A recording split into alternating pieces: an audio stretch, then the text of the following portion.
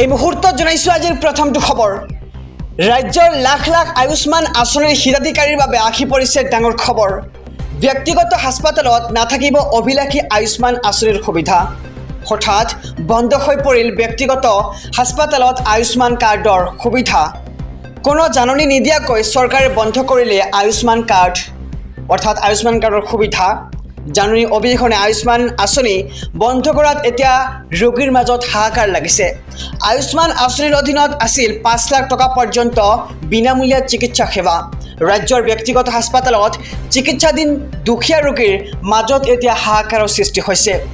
লোৱাৰ আছাম হাস্পাতালত ৰোগীৰ মাজত লাগিছে হাহাকাৰ আৰু আয়ুষ্মান আঁচনিৰ সুবিধা নাপাব বুলি ঘোষণা হাস্পাতাল কৰ্তৃপক্ষৰ। আৰু বঙাইগাঁও জিলাৰ লোৱাৰ আছাম হাস্পাতালত হাহাকাৰ অৱস্থা। আয়ুষ্মান আঁচনিৰ অধীনত চিকিৎসা লৈ আছিল 10 গৰাকী ৰোগীয়ে আৰু ভৰ্তি হৈ থকা 10 গৰাকী ৰোগীৰ পৰিয়ালৰ মাজত এতিয়া লাগিছে হাহাকাৰ পৰিস্থিতি। ধন আদায় দিব নোৱাৰাৰ বাবে আয়ুষ্মান বন্ধ কৰাৰ অভিযোগ উত্থাপিত হৈছে আৰু লোৱাৰ আছাম হাস্পাতালক চৰকাৰে দিবলৈ আছে 2 কোটি টকা আৰু ব্যক্তিগত বহু হাস্পাতালত দিবলৈ আছে কোটি কোটি টকা আৰু চৰকাৰে আয়ুষ্মান আঁচনিৰ সুবিধা দিয়া হাস্পাতালত দিয়া নাই ধন।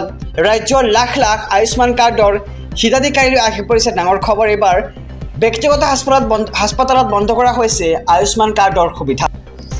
এই মুহূৰ্তত জনাইছোঁ আজিৰ দ্বিতীয় নম্বৰ খবৰটো। বাজেটত বিৰোধী শাসিত অৰ্থাৎ কংগ্ৰেছ শাসিত ৰাজ্যসমূহক বঞ্চনা। ইণ্ডিয়া এলায়েন্সৰ সাংসদসকলৰ তীব্ৰ প্ৰতিবাদ। কংগ্ৰেছ শাসিত ৰাজ্যসমূহৰ সৈতে অন্যায় কৰিছে বিজেপিয়ে।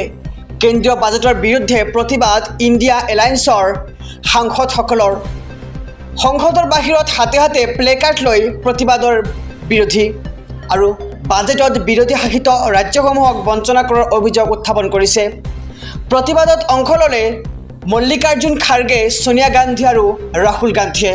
বাজেটৰ বিৰোধিতাৰে ৰাজ্যসভাৰ পৰা ৱাক আউট বিৰোধীৰ। লোকসভাত প্ৰশ্নোত্তৰ কালত বিৰোধীৰ বাজেট বিৰোধী শ্লোগান। একাংশক সুখী কৰিবলৈ এই বাজেট বুলি এতিয়া মন্তব্য বিৰোধীৰ। কংগ্ৰেছ শাসিত ৰাজ্যসমূহৰ সৈতে অন্যায় কৰিছে বিজেপিয়ে আৰু কেন্দ্ৰীয় বাজেটৰ বিৰুদ্ধে প্ৰতিবাদ ইণ্ডিয়া এলায়েন্সৰ সাংসদসকলৰ আৰু সংসদৰ বাহিৰত হাতে হাতে প্লেকাৰ্ড লৈ প্ৰতিবাদ বিৰোধী দলৰ আৰু বাজেটত বিৰোধী শাসিত ৰাজ্যসমূহক বঞ্চনা কৰাৰ অভিযোগ এতিয়া উত্থাপিত হৈছে। এই মুহূৰ্তত জনাইছোঁ আজিৰ তৃতীয় নম্বৰ খবৰটো। সংখ্যালঘুৰ উন্নয়নৰ বাবে বাজেটত ধন বৃদ্ধি কৰিলে মোদী চৰকাৰে। 2024-25 বৰ্ষৰ বাজেটত সংখ্যালঘুৰ বাবে আবণ্টিত ধনৰ পৰিমাণ 20% বৃদ্ধি কৰা হৈছে। বাজেটত সংখ্যালঘুৰ বাবে ধাৰ্য কৰা হৈছে 3183.24 কোটি টকা। আবণ্টিত ধনৰ 316.16 কোটি টকা প্ৰাক মেট্ৰিক জলপানৰ বাবে ধাৰ্য কৰা হৈছে আৰু পূৰ্বৰ বাজেটতকৈ আবণ্টিত ধনৰ পৰিমাণ 574.31 কোটি টকা বৃদ্ধি কৰা হৈছে আৰু 2023-24 বৰ্ষত সংখ্যালঘু পৰিক্ৰমা মন্ত্ৰালয়লৈ আবণ্টন দিছিল 397 কোটি টকা আৰু সংখ্যালঘুৰ উন্নয়নৰ বাবে বাজেটত ধন বৃদ্ধি কৰিলে এইবাৰ মোদী চৰকাৰে। 2024-25 বৰ্ষৰ বাজেটত সংখ্যালঘুৰ বাবে আবণ্টিত ধনৰ পৰিমাণ 20% বৃদ্ধি কৰা হৈছে।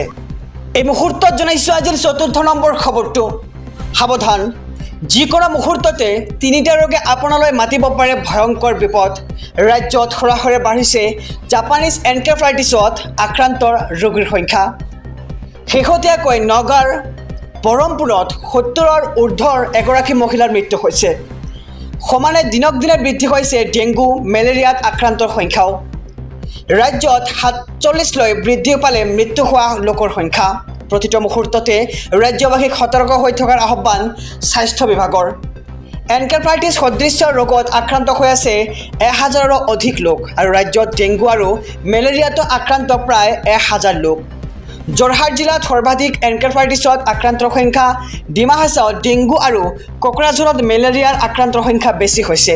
ৰাজ্য চৰকাৰৰ তৰফৰ পৰা জাৰি কৰা হৈছে কেইবাটাও নিৰ্দেশনা। তীব্ৰ জ্বৰ, মূৰৰ বিষ বা কঁপনি অনুভৱ কৰিলে কাষ চাপক চিকিৎসকৰ ওচৰলৈ আৰু সন্ধিয়া আৰু পুৱা পানী জমা হোৱাৰ ঠাইলৈ যোৱা পৰিহাৰ কৰক। খোৱাৰ সময়ত আঁঠুৱাৰ ব্যৱহাৰ কৰক। মহ প্ৰতিৰোধ কৰা ধূপ ব্যৱহাৰ কৰক আৰু পৰিষ্কাৰ কৰি ৰাখক ঘৰৰ ওচৰে পাজৰে থকা নলা নৰ্দমাসমূহ। মানুহ থকাৰ ঠাইৰ পৰা কমেও 100 মিটাৰ দূৰত গাহৰি পালনৰ পৰামৰ্শ দিছে স্বাস্থ্য বিভাগৰ ফালৰ পৰা আৰু যিকোনো স্বাস্থ্য সম্পৰ্কীয় পৰামৰ্শৰ বাবে আপুনি ডায়েল কৰক 104 নম্বৰ আৰু সাৱধান যিকোনো মুহূৰ্ততে তিনিটা ৰোগে আপোনালৈ মাতিব পাৰে ভয়ংকৰ বিপদ